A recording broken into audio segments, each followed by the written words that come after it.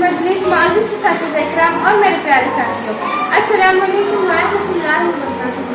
आज मैं आपके सामने दरख्तों की अहमियत इस मौजू पर चंद अल्फाज पेश करना चाहती हूँ। दरख्त अल्लाह की बहुत बड़ी नेमत है।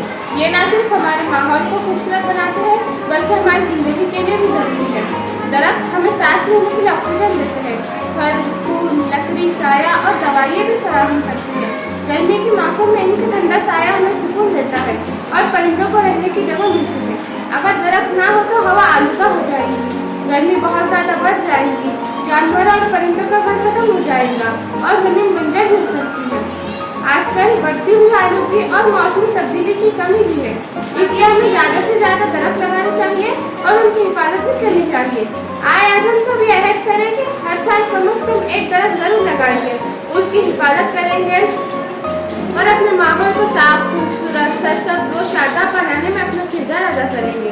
आए आज हम अल्लाह ताला हमें दरख्तों की कदर करने और अपने माहौल की हिफाजत करने की तौफीक अता फरमाए। आखिर मैं इस शेर पर अपनी तकरीर खत्म करती हूँ। हरा भरा वतन हमारा यही है सबकी आरज़ू, हरा भरा वतन हमारा यही है सबकी आरज़ू, दरख्त लगा कर दिखा दे हम फितरत से अपनी गुफ्तगू। शुक्रिया।